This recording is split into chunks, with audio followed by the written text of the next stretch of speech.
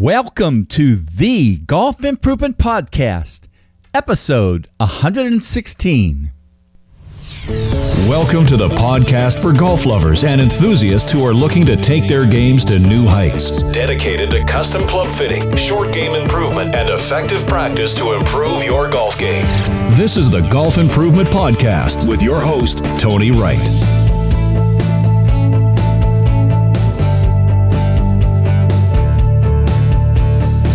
Hello, this is Tony Wright from Game Improvement Golf in Oak Ridge, Tennessee with the Golf Improvement Podcast, dedicated to sharing useful information on true custom club fitting, short game improvement, and effective practice techniques.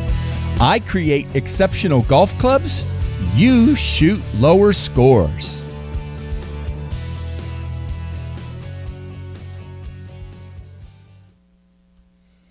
Episode 33, the interview that I did with Dr. Christian Marquardt, developer of the Science in Motion Sports SAM PuttLab, continues to be the most downloaded golf improvement podcast interview.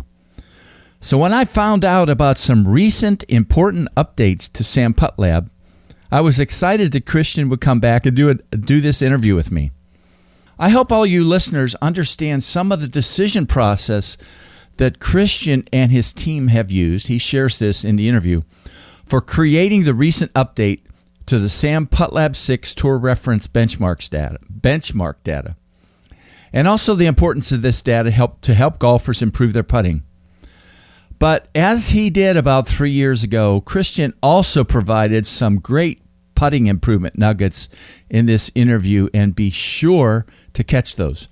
He talked about things that he uses every day with his students to help them create long-lasting putting improvements.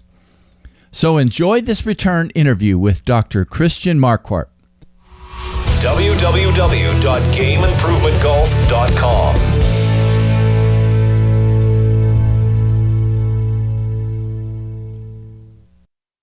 Hello, this is Tony Wright with episode 116 of the Golf Improvement Podcast.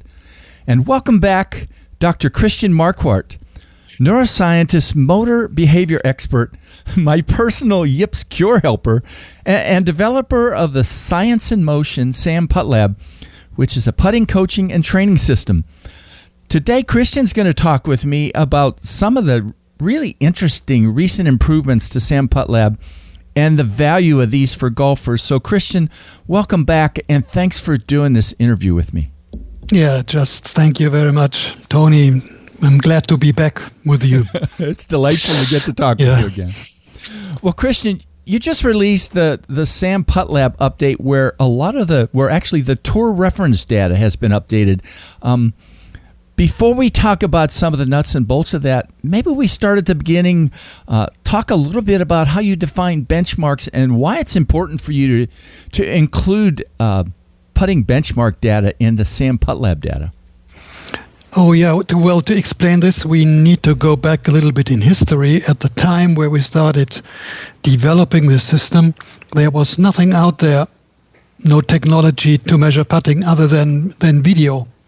And we remember back as we looked at video, we could see something, but we did not have all this data available. So the first time we presented our system at a teaching conference, there was Hank Haney and there was Dave Pelz. Looking at our data, they were pretty much impressed, but they also had the feeling that it is very complicated to understand all this data. Yeah. So we decided to collect some data on the tour, but in the beginning we had the idea to find something like a model, and we started to work with a couple of these very prominent players at this time, like Patrick Carrington. And very soon we found out that there is nothing like a model in putting. So this turned out to be a problem now to us. We wanted to create a reference. We had no model, so we decided to use a group of data, a kind of a population of tour players as a reference. And the mechanism to use a population as a reference is called normalization of data, which is normally used in statistics or in diagnosis in medicine. So what you actually do is you look at the distribution of your population in this case the tour players, and then you compare yourself to the average of this population and then to the distribution, where you are inside of this distribution. And this is what we do now with all the data in SAM PuttLab. So based on the tour reference data sample, we rate your performance. And there are kind of advantages, which is, first of all, you don't need to exactly know all the numbers, what the significance is, because the score will tell you how good this performance is for this parameter, and then you can directly compare all the different parameters on the same scale, which allows you to build up competence profiles.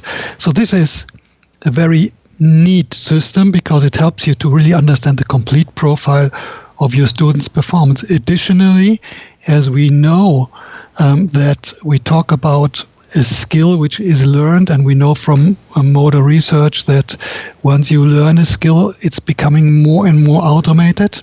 We decided to also look at your repeatability or your consistency. And actually, we saw at the PGA Tour that all these tour players were extremely consistent with their putting strokes, although they were individual. So at this time, we have two aspects, which is one, your technique, and then the consistency. And this is so important. Let me explain to you why. And I think that SAM PuttLab is maybe the only system considering technique and consistency at the same time. Yeah. Let us say we have some data from a player, and the player is aiming 3 degrees to the right. So everybody of us would say, okay, this is really poor aim. So something is wrong with this player's aim. But now, if I would tell you this is data from the world best player on the putting green, which was Tiger Woods at this time. So you would starting to think about it. So what does it tell us? So it tells us you might aim 3 degrees to the right at a very high consistency, and still the output, the performance can be high. So Tiger is 96% consistent with his 3 degrees off-center aim at this time.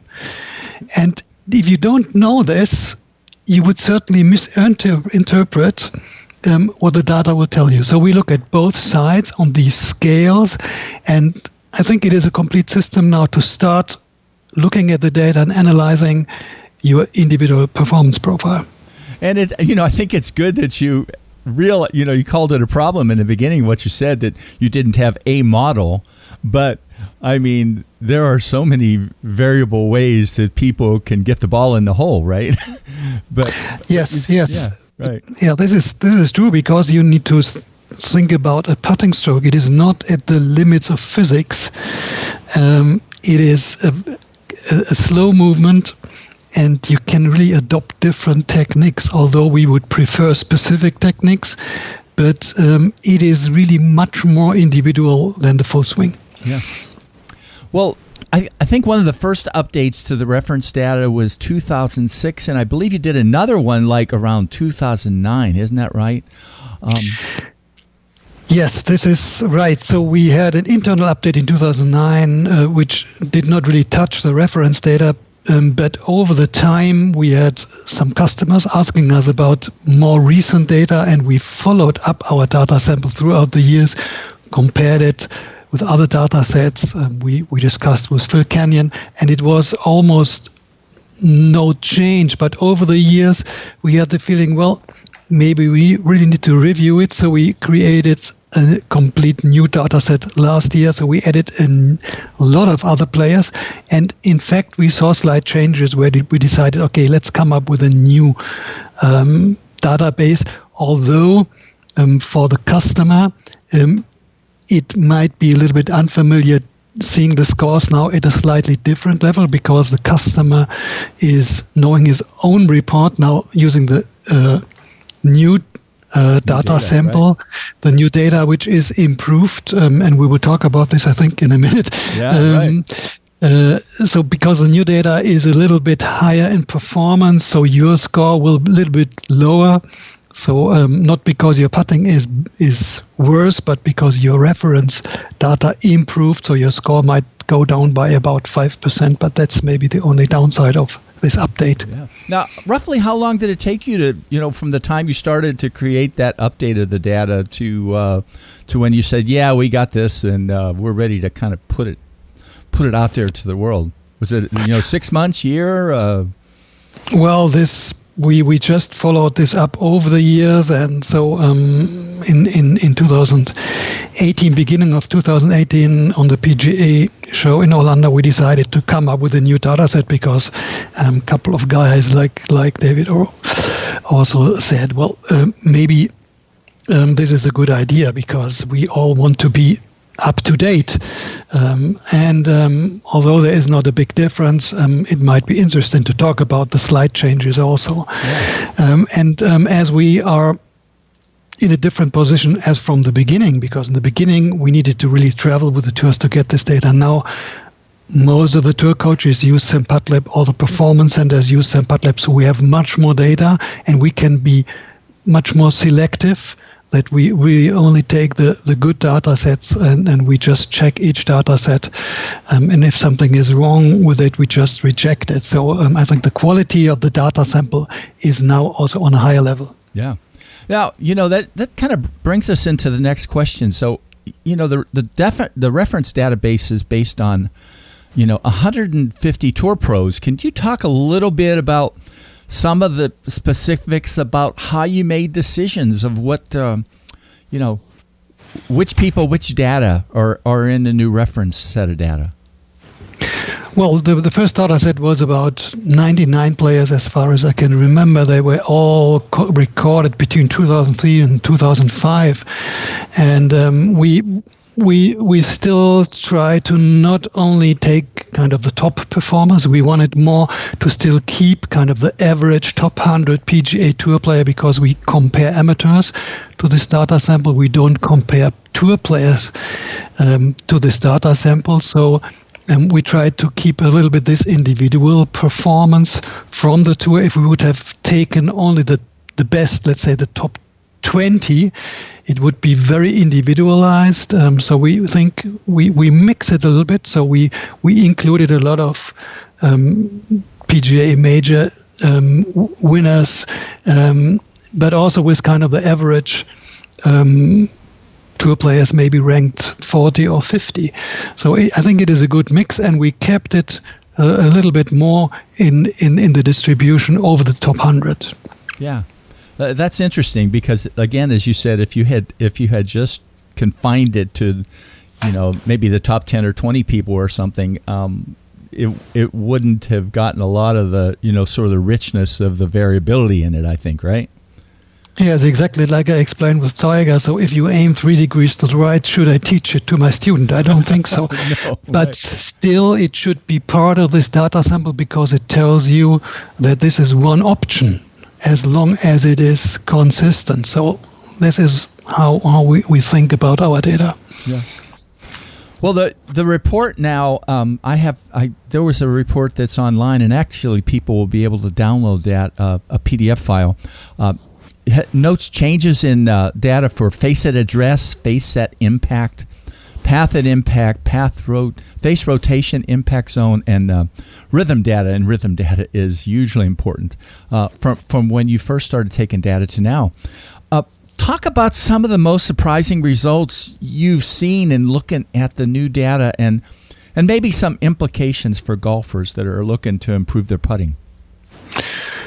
Well, yeah, this is correct. There are slight changes on these scales. And to me, what was surprising is that all the changes are improvement of the data, meaning it's becoming more consistent and it's becoming more neutral.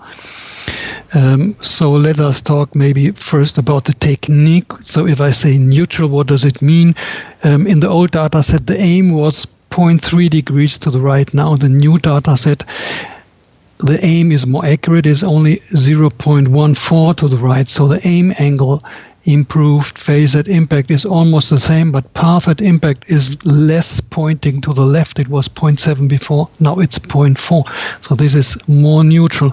On the other hand, if we talk about phase rotation, and at the time where we started measuring in 2005, there was still this discussion about the straight back, straight through, zero rotation stroke from Dave Pelz, and some players tried to adopt it. So there was some idea of reducing rotation. Now in our new data set, rotation increased, and this is a little bit surprising, because in amateurs you normally would try to reduce rotation, but as the source of this natural rotation is coming from the inclined plane, the more naturally you swing your putter, the more it will follow this inclined swing plane, which might result in an increase of rotation.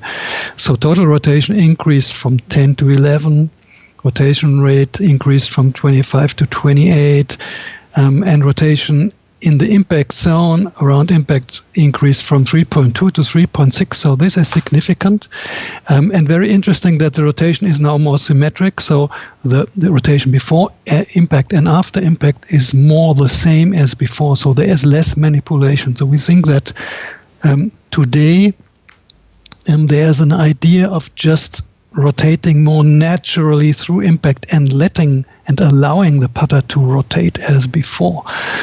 And then the other aspect you mentioned was rhythm and timing. So from the data, we see that in particular the backswing has become a little bit more slow or smooth, you might say smooth. So as a consequence, the backswing rhythm changed from 2.1 to 1 to 2.2 to 1, as backswing is now a little bit longer in time. These are minor changes, but there are tendencies explaining a little bit of how this technique on the tour changes. But the other aspect, which is the consistency, is also quite interesting. So there is no aspect in the data which is less consistent than before. So there is an improvement in repeatability in the tour players. So this means that if you look at the spread of your data, it's more it's less variable. And then I would argue that as a consequence, also your shot pattern, for example, would have less variability due to less variability in phase angle and in pace. And so this is also definitely an improvement. That's that's pretty fascinating. I guess I wonder if some of the improvement may be sort of a connection to, some of the tour players maybe getting better putters that kind of fit their strokes a little better and help them to not manipulate so much, right? And maybe not particularly, you mentioned the straight back, straight through stuff. I know a lot of people, there are people that do straight back, straight through, but boy, it's you got to work at it to do that. It takes a lot of manipulation. Yeah, this is true. I think there is much more feedback today, also thanks to PuttLab and other technology. So during training, if you want to achieve something, you might get more objective feedback on the consequences of your action. And we know that a lot of tour players found out that just releasing the putter through impact instead of manipulating increases their direction control. And maybe increases their consistency too, right? That's another element of it, the combination of two of those. Yes, sure. Yeah. Well, a little bit away from talking about the benchmark data, but so I know you have a lot of different things that you do in terms of drills to work with people, and probably not so. I also know in talking with you other times, you like to work on curing causes and true problems. But so for golfers today, can you talk about a few of the drills or tasks or things that you really particularly like to work with people to help them improve their putting? Yes. Okay, let me put it this way. There are a lot of these drills, and you can give these tips, and sometimes they bring some instant improvement. But I'm not really a fan of all these tips, because they have not really a lasting improvement, and there is no lasting change. This is what we say transfer. So there needs to be a transfer onto your game on a longer time scale. So if we talk about fixing a putting stroke, I'm thinking more in a concept of causes to consequences. So if there's a problem in your putting, I try to find out where is it coming from. And the three main areas inside of a putting stroke which determine putting success are setup and aiming, then the dynamics of your stroke, which is all the timing and the rhythm and the acceleration of the putter, and then the face rotation, which is the way you rotate the putter face throughout your putting swing. So these factors are certainly also subject to practice, but it is a little bit more difficult to work on these aspects because they are not these simple drills. But let me just explain to you what I would do. So in general, to improve your setup and aim, there are two things you need to learn. One is you need to learn to aim your putter to the direction where you perceive the target. So if you want to aim to a specific spot, you need to learn how to do this accurately. And this has to do with your setup in general, with the putter, the eye position. And there are a lot of drills doing work on setup. I very much like to use a mirror because you can control your body angles, you can control your shoulder line, you can control your eye position, your eye line, you can control ball position. So I'm very much a fan of mirrors, and maybe you might use a target string and things like that. But I said before, you aim to the perceived target, and there can also be a problem with your perception. So many of us do not perceive the target on the right spot. So although we learned to aim correctly to a spot, we perceive the target on the wrong spot. And that's a completely different problem. And I would say that almost all of us are not 100% perceiving a target sideways on the right spot. So to test this, there are different methods, and I would really recommend to do it. All of the golfers should know about the perception, and you might use, for example, a row of balls or a stick which you put in front of the ball, pointing exactly to the hole, to the center of the hole. Now you set up for the putt, and you look down to this stick, and now you check where you feel where the stick is pointing to. And normally it does not point to the center of the hole. You see it into a different direction. So you perceive the target on another spot, and now you need to change your setup accordingly to see it matching better.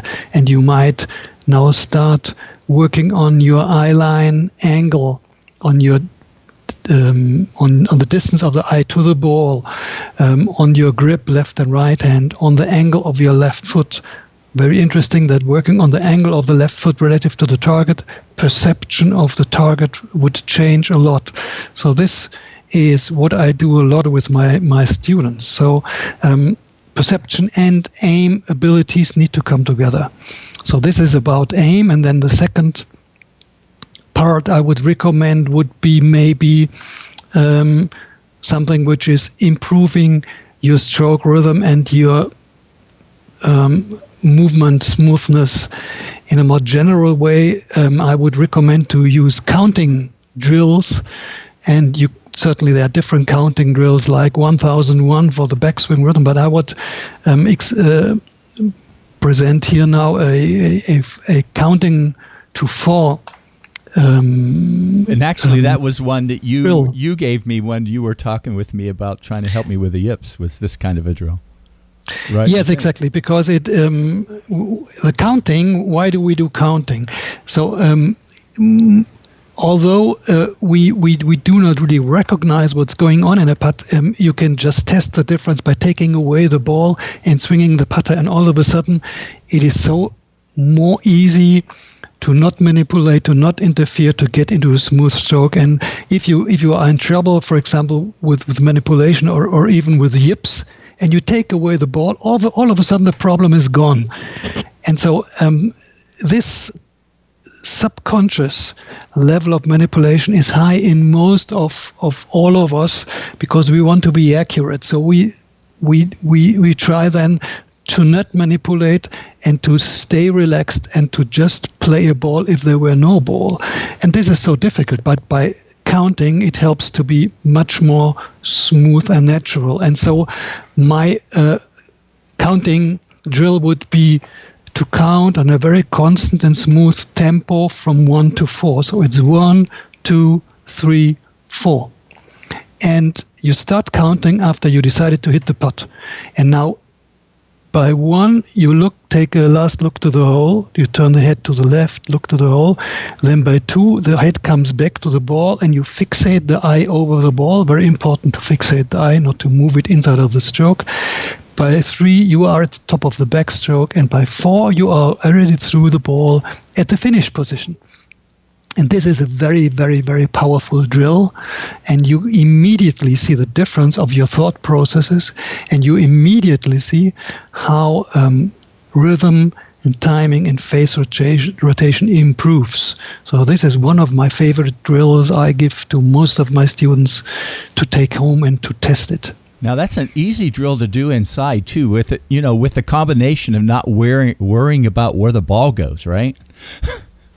Absolutely, because right. Because you're really working on just that piece, the rhythm of your stroke, and yes. So in fact, the brain is tricky. We only have one reality at a time. We cannot think about a counting drill and at the same time think about where's the putter face. So if you start counting, your brain is busy with counting, and this relaxes the brain because counting is easy. So it's kind of a trick to not allow the brain to start steering. And it is also a drill which is absolutely important if you try to work on yips, because it helps you to understand how the subconscious mind is interfering with your stroke. Yeah. Well, two great drills. That I would say one of the very first drill I do now when I do anything and I do a Sam PuttLab session is that stick drill. I learned it from David Orr and from Bruce Rarick, and it is so powerful and so revealing about perception of line.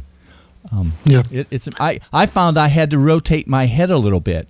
If when I look straight ahead, my eyes aren't actually in a square line. It's just my body is such that my eyes are tilted, and I have to make a little tilt in my head to be able to perceive the line. It's crazy. Yes. And there's nothing wrong with it, because we are no robots, so we are not built up in a way that everything is square and linear. So that's us. We perceive things on different fluid scales, and so why not, if you look sideways, perceiving a little bit skewed? You just need to know that you do it, and then you can adapt. Yeah, that's great. Well, Christian, I want to switch a little bit from talking about benchmark things to talk for a few minutes about one of my favorite parts, maybe almost the favorite part of Sam PuttLab now, and that is the 3D data and the 3D capabilities within it. I find that almost every time there's something very revealing about looking at that information when I do it. I go back sometimes and look at data 2 or 3 years ago or 4 years ago and look in the 3D data and see if something shows up. Talk a little bit about how the 3D capability came about, and maybe some about how you use it with people you work with. Yeah. So to me, personally, as I'm the inventor of all this. The PuttLab reports are still an excellent source of information. They are a little bit abstract, but I'm a scientist, so I'm used to think with data. But I certainly know that there's a lot of information, and just looking at the reports, sometimes you need to translate it to understand what you see. So if you see a data curve of a movement, so you need to translate it to feel the movement based on the curve to understand what's going on. So these acceleration graphs, for example, to interpret acceleration is difficult if you only see a curve and if you're not used to it. So there is a clear benefit in visualizing the data, which helps you to better understand what's going on in analyzing the data, and it's helping your student to better understand what you mean if you start explaining what you will work on. and some aspects are even not really visible in 2D in a report, an aesthetic report. For example, if we talk about relative rotation, and we discussed rotation before, and Dave Pelz told us straight through, reducing phase rotation. Now, we learned in between, and there's a concept out there which is agreed upon all the coaches, that absolute phase rotation is a consequence of the incline of the swing plane, and your face will open and close and you will see an arc because your eye is over the target line, and relative to the target line your face will rotate. But you don't have a clue if this rotation is coming from your hands, if it is manipulated, if it's in the right amount of rotation, or if it is just a natural consequence of your swing plane. Now in the 3D, you can just go now with a kind of the camera, which is your eye, into different positions. You can also go inside of the swing plane and look down the swing plane on your path. And just by doing this, you will see all of a sudden a path which is curved because you are over the target line. Now, if you go into the swing plane with the camera position, with the eye position, with the viewpoint, all of a sudden this path is straight. That's really amazing, and this is so educational. I use it with my students to explain to them where absolute rotation is coming from, and that they can accept absolute rotation because if you look inside of the swing plane, they understand this absolute rotation is an illusion coming from a viewpoint which is outside of the swing plane. Yeah, amazing. So you see many aspects. You can look from different angles, different sizes. You can see so much in the 3D. You can directly in training mode see, you can replay the actual putt 1-to-1. The putt you just played, you can just look at it from any angle, any viewpoint, and that's so interesting to me, and I very much use it as an educational tool, and maybe also as an educational tool for the coach, because you are also able to learn more about putting if you can look at it and review it in 3D also. Yeah, and you know, I just realized one of the things that I'm starting to hopefully get better at, because I think it's good if you can see as much as you can with your eyes, but you have to kind of train your eyes to see some things, and when you can combine that a little bit with the 3D and say, okay, you know, now I can see this and now I can see that, then you get better at some of that initial, you know, some of those initial looks at what you're doing when you're watching somebody putt, right? Yeah, I would absolutely agree. That's really a valid point, that you start really seeing what it is, and you have not been able to see it before. That's really amazing. Yeah, or not that we blocked it out, but we just didn't know the cues, right? Maybe that's one way to say it, right? Yeah. Well, I want to just put in one other little piece here that I didn't put in the initial questions, but there's also another thing that you're working on called a ball tracking system. Can you talk about that a little bit in terms of the additions to SAM? That's kind of Yes, so the ball tracking system will also affect the 3D. Basically, what we do is we put the camera onto the ceiling, under the ceiling, and it is filming the putt. And now we connect our PuttLab data with this camera. So there is kind of a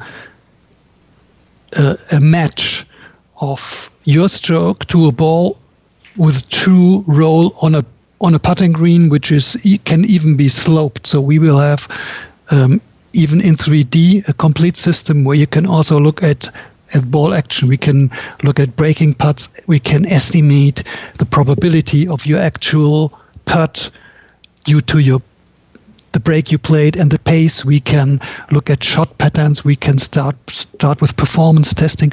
So it's really true data. So it is not an estimation like with TrackMan, where they have a lot of estimation of what's actually going on. So we having really a camera tracking true ball position, true ball track, and so this makes our system really much more complete. That's going to be a neat addition. I love it. Great stuff. Yeah.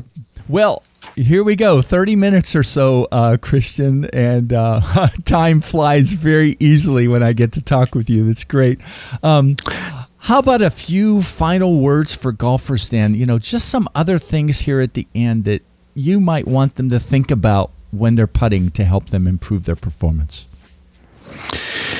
Yeah, so maybe I turn it a little bit around. So many of my students, they always are behind these tips and drills to do something more to their putting, to add something more to their putting, like where's the thumb on the grip and where's the index finger, and so it's making things very complicated. So very often in my students, the putting stroke is extremely complicated in the head.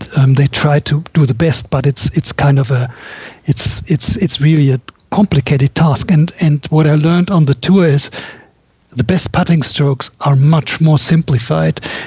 And I think this has to do with what I would say shot preparation. What do I mean with shot preparation? So if you are standing at the ball and if you have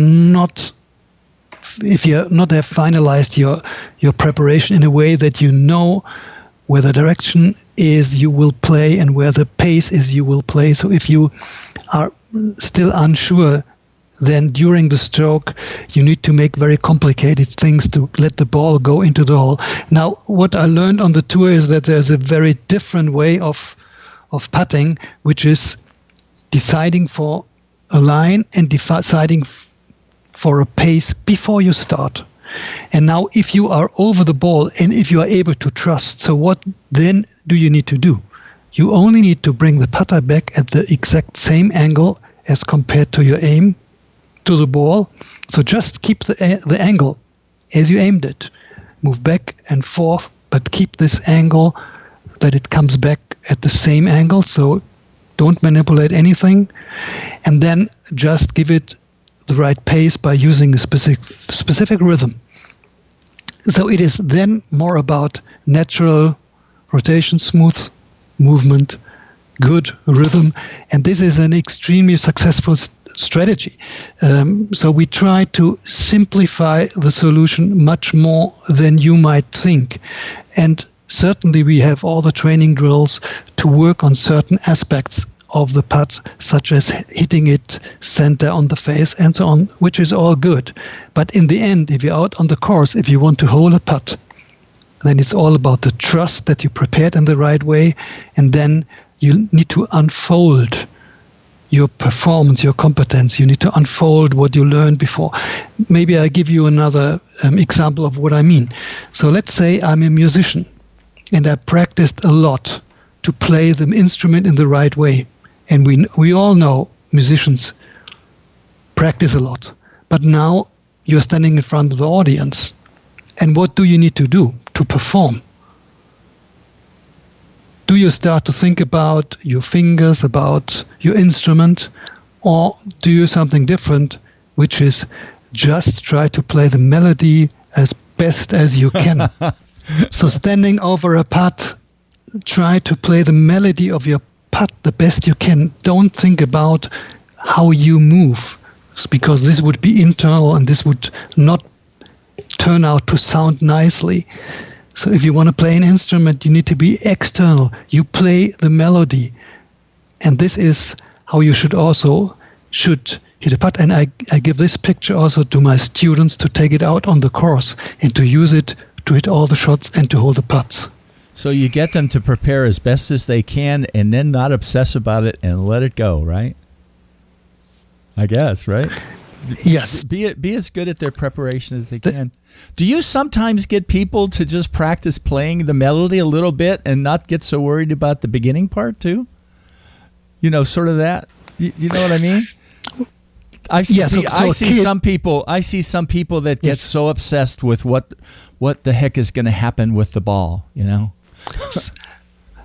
Well, kids could do that. I see kids being very intuitive. Yeah. For us as adults, it's much more complicated to be intuitive. So very often we rethink everything. And that's maybe a good attitude to prepare, but that's not a good attitude to execute. Yeah. Not good to execute a smooth movement. And, and you said it before, I think, today. I mean, here are the best people, the best players in the world aren't thinking about 10 million things when they're over the ball after they've made their decision. They're just putting, Yes, I can't remember. They even have. Yeah. Go ahead. They even have specific drills like diving underwater in their mind, or just letting everything blur. So they have even drills to get into this kind of subconscious zone, and this is also a skill, and you need to learn to do that. Yeah. Well, some of that is some of the quiet eye type stuff, which is another topic, but some similarities, right? That's true. Yeah. Sure. Well, Christian, that is a great way to end our interview today. Thanks so much for taking the time again to do this. I really look forward to getting this one published and people to listen to it. I'll put some links in the show notes to the SAM PuttLab area and also to the benchmark data and some other improvements. What's so great about SAM PuttLab to me, besides the fact that it's great already, is that it's a work in progress. It is not something where, yep, we got it. We know it's perfect. You're always looking for things to help make it better, to help people putt better. Yeah, sure. We also try to learn, and we try to give our best. So this is always sometimes a give and a take. If I have a lesson, it's a give and a take. I learn much through lessons again and again, through educating the coaches. And so we try to further develop this system to help to improve the game. Well, thanks, Christian. Hang in for a second afterwards, but I'm going to sign off now, and I appreciate you sharing so much great knowledge with us today. Taking your game to new heights. www.gameimprovementgolf.com.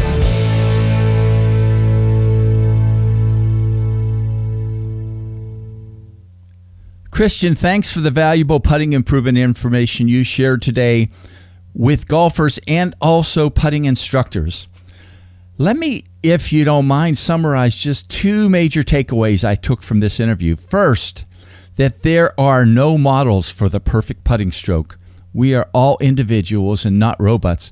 So it's really interesting that Christian and his team have developed a way to capture data on how tour players perform and use that to help golfers to be able to understand how they can view their own personal strokes and find ways to improve it. Second, the fact that tour pros will find ways to, as he said, train to let go after they've prepared to create a putt. And I love this phrase, play their melody, should be a strong indication that you should also do this if you're looking for ways to not only improve your putting performance, but optimize it. I included links in the show notes to the overall SAM PuttLab website and also a link to the page where you can download, if you desire, a short report summarizing the SAM PuttLab 6 Tour Benchmark data updates. And please, if you found this podcast link valuable to you, share this link with your friends who are looking to improve their putting performance and putting coaching. Well, that's it for today. In 2 weeks, welcome back Keith Chatham, a good friend and master custom club fitter with Precision Fit Golf in Kerrville, Texas, talking about some of the basics of using launch monitors in true custom club fitting. See you in 2 weeks.